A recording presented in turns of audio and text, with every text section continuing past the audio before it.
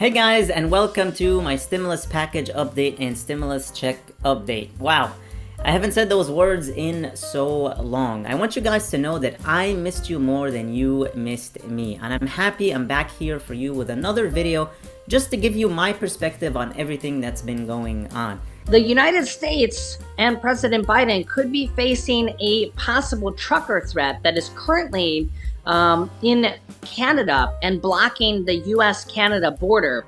They could be coming to the United States here next. That's right. And the Department of Homeland Security warns police of US trucker protests around the Super Bowl and the State of Union address from the president. The Department of Homeland Security on Wednesday warned police partners of protests similar to those in Canada, that it could even disrupt the Super Bowl or the State of Union address coming up. Quote, DHS has received reports of truck drivers potentially planning to block roads in major metropolitan cities in the U.S. in protest of among other things, vaccine mandates. The convoy will potentially begin in California as early as mid-February, potentially impacting the Super Bowl scheduled for February 13th and the State of Union address scheduled for March 1st, DHS wrote in a memo shared with police partners. The protests in Canada have created a huge political problem for Prime Minister Justin Trudeau and could become an issue for President Biden as well, while plans for a similar protest in Washington, D.C. next month are currently being made on social media. As you can see here, quote, the People's Convoy group on Facebook is already plotting a, quote, March for Freedom convoy to D.C. in 2022. Facebook posts from organizers state that the truckers will arrive in Coachella Valley in Indio, California on March 4th for a rally to defeat the unconstitutional mandates. The convoy will then, quote, roll out to California with details on forthcoming rallies. In the U.S., the original group organizing demonstrators in Washington was removed from Facebook after it hit more than 100,000 members because it violated the platform's policies about QAnon. The White House expressed worries about how protesters might affect the free flow of goods and people across the U.S.-Canadian border. Truckers this week blocked the Ambassador Bridge in Ontario, which 25% of trade between the U.S. and Canada flows through. Democratic Senator Jon Tester from Montana called on the Biden administration last month to halt its requirement for truck drivers entering the U.S. over concerns from farmers and ranchers that the requirement will make it more difficult for them to get supplies such as fertilizer. Quote, Jon Tester supports the right to peacefully protest, but shutting down the border does nothing to support Montana's truckers, producers, and our economy, which is why these folks should stop blocking traffic and let travel resume. This might be growing into a bigger issue, and I will keep you posted and updated. Let me know your thoughts in the comments. Dr. Fauci said yesterday that the U.S. is, quote, exiting the full-blown pandemic phase of the virus crisis. Dr. Fauci said yesterday to the Times, as we get out of the full-blown pandemic phase of COVID-19, which we are certainly heading out of, these decisions will be increasingly be made on a local level rather than centrally decided or mandated. There will be more people making their own decisions on how they want to deal with the virus. And the White House is facing new pressures on backlifting mask rules. Here's what White House Press Secretary Jen Psaki said. We are internally discussing, of course, what it looks like to be in the phase of the fight against the COVID pandemic, where it is not disrupting everyone's daily lives, where people are moving on and living, lives free of hopefully masks at some point, and many of the restrictions that we've all been living through over the past 2 years. But as the federal government, we have the responsibility to rely on data, on science, on the medical experts. That's something the president committed to during the campaign. They confirmed during this briefing, they're continuing to evaluate, and there's ongoing discussions and work happening internally. Meanwhile, there are multiple different states that are already lifting their indoor mask mandates. Here is some of the states that are already doing this. Delaware Governor John Carney, a Democrat, announced on Monday that the state would be phasing out its mask mandates for both schools and indoor settings over a period of 2 months, ending entirely in late March. New Jersey Governor Phil Murphy, also a Democrat, also announced on Monday that mask requirements for state schools would be lifted in March, after he signaled last week that the state would need to, quote, learn how to live with the virus. California Governor Gavin Newsom, also a Democrat, stated Monday that vaccinated people will no longer be required to wear masks indoors beginning next week, but unvaccinated individuals will still be required to wear masks inside. Newsom said that school mask mandates will still remain in place for now. Oregon Governor Kate Brown, Democrat, announced Monday on her Twitter account that the statewide indoor mask mandate would end no later than March 31st. The mask mandate for Oregon schools also ends on March 31st. New York Governor Kathy Hochul announced Wednesday that the state mask or vaccine mandate would be lifted on Thursday, when it was set to expire, leaving such measures up to local governments. However, the mask mandate for New York schools will stay in place for the time being. Massachusetts Governor Charlie Baker, a Republican, announced Wednesday that the Commonwealth will end school masking requirements at the end of the month, citing high vaccination rates among Massachusetts children. Illinois Governor J.B. Pritzker said, a Democrat, Wednesday that he plans on lifting the state's indoor mask mandate by the end of February, though he intends to keep the mandate in place for K-12 schools in Illinois. Rhode Island Governor Dan McKee announced Wednesday that the state will be lifting its vaccine or mask indoor mandate on Friday. McKee also announced that Rhode Island will end its school mask mandate by March 4th. Meanwhile, CDC Director Rochelle Walensky says that cases are too high to end indoor masking requirements. So we do have a difference of opinion here. Of course, everybody has their own opinion. You can let me know your thoughts in the comments. Norwegian Cruise Lines is set to drop their mask requirements and update test and vaccine protocol.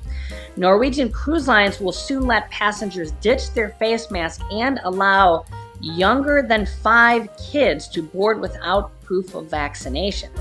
You can see here that new virus cases have come down significantly. You can see the trend here, at least by reported cases.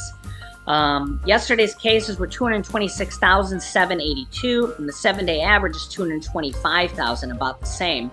But some experts have said that this number could be coming down dramatically because of the millions of test kits that have been sent out for free from the government on the website covidtests.tests.gov. You can get them free on that website.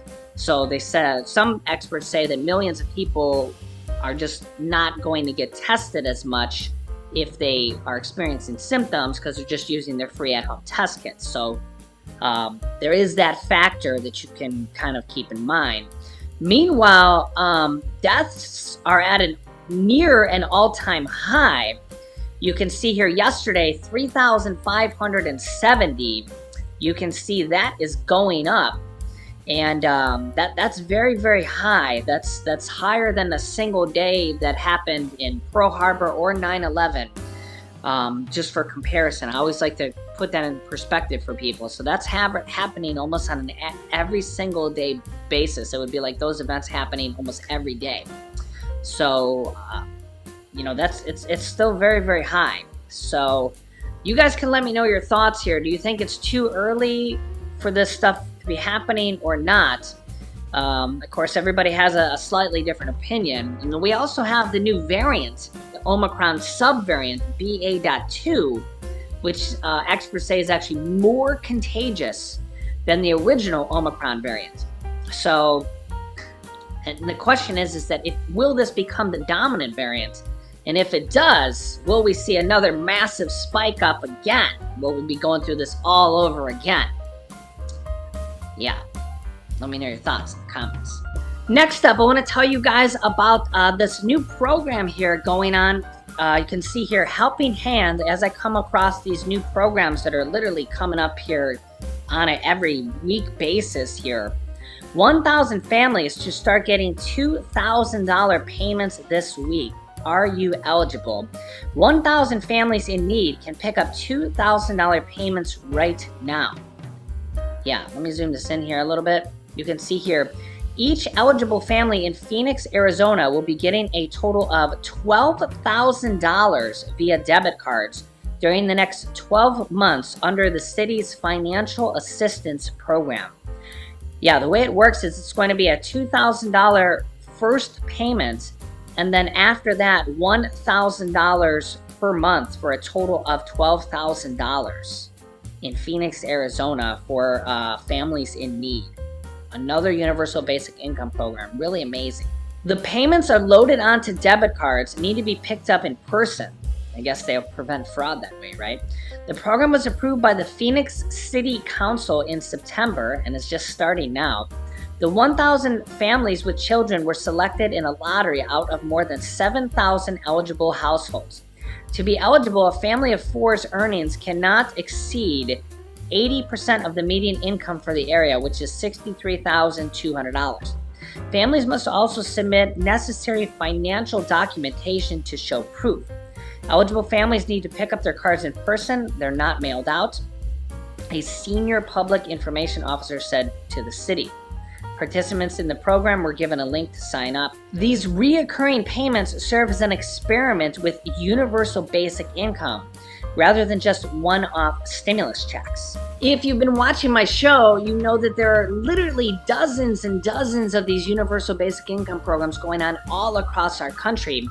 And remember that the child tax credits are a form of universal basic income from the federal government. They're going out to 60 million children, or at least they were last year. Those have now expired.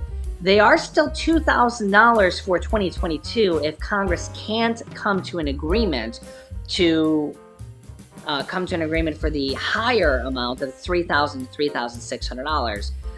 But they're trying to still do that. But child tax credits, these monthly payments, are a form of universal basic income. Monthly payments to people in need and sending out monthly checks. And it's kind of an interesting idea of, will we see this go out to more people and other forms of people, like an adult tax credit, or will we see universal basic income expanded? Check this out. It's great to have you, and tell us what you think the child tax credit really is all about.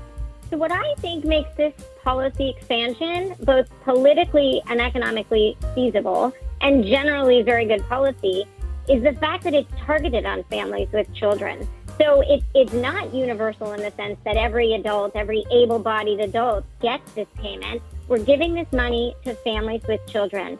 And frankly, this is one of the best ways the federal government can and should be spending money from the perspective of social returns. We have tons of evidence showing that helping families with kids pay their bills, supplementing their income, this leads to beneficial effects for kids that last into adulthood, improving their education and economic outcomes. So the fact that this is targeted on families with kids is precisely why I think this is good economic policy. Well, and it doesn't, frankly, compared with the trillions of dollars in stimulus programs we've been used to over the past year and a half, it's not that expensive. We're talking about $150 billion over a 12-month period of time. I guess my question, though, is what kind of confusion it could engender. So on the lower income side of things, a lot of families who don't even pay any tax, they get it. No strings attached. That's why we call it refundable. But once you start moving into the middle income areas, it offsets sort of the tax refund, doesn't it? I mean, you have people who advise, tax advisors saying they think parents should opt out because it could mess with the refunds they might get next spring. So in other words, in those cases, apparently 1 million families have already opted out of 35 million or so. Why do you think that is? Yeah, so this is a really good point. So if we want to help families with children, doing it through the tax code is a really complicated, cumbersome way to do it. Our tax code is extremely complicated, and the lowest income families, the families who most need income assistance, generally don't file taxes. So I think this expansion that happened quickly in the COVID pandemic, policy era, this sets up a child allowance idea. But ideally, going forward, we would pull this out of the tax code and just have a child allowance, a child benefit program. It could be run through the Social Security Agency, which is already in the business of sending out checks every month to retirees. We could have a streamlined spending program that we could commit to in the federal budget. And then families wouldn't have to do this really complicated dance of figuring out how this affects their overall tax credit, Exactly. wondering whether they're going to get this check just to have to pay it back. And just as you said. Again, I think it's going to be a long, long time before we see the results of it. We know about the efficacy. We can change how to better target it or what have you. But is this all meant to be sort of an entry point into a universal basic income for all Americans? And we should add that, as I was kind of discussing before, I think the idea of UBI started out as something that would replace existing entitlements. I think we all know that would never be the case today. Social Security is not going anywhere. Medicare is not going anywhere. This would just be additional stimulus payments to the population that doesn't yet qualify for those entitlements, don't you think? Something like this, universal child allowance, and in this sense, maybe we would call it universal because it's going to essentially 90% of families. So this could be reasonably considered a precursor to a child allowance, which we could afford without cutting all of our other spending, entitlement, social insurance programs. It's $100 billion a year, $120 billion a year. That is comparable to other spending programs. And frankly, it's something that if we committed to this type of a child allowance, we could have we could raise taxes in ways that could cover that without upending all of our existing social insurance programs, which essentially would be required for an actual universal basic income not targeted on children. It's fascinating. Universal child income is your term, the way that you're describing it. Melissa, thanks so much. Again, a pretty historic day here.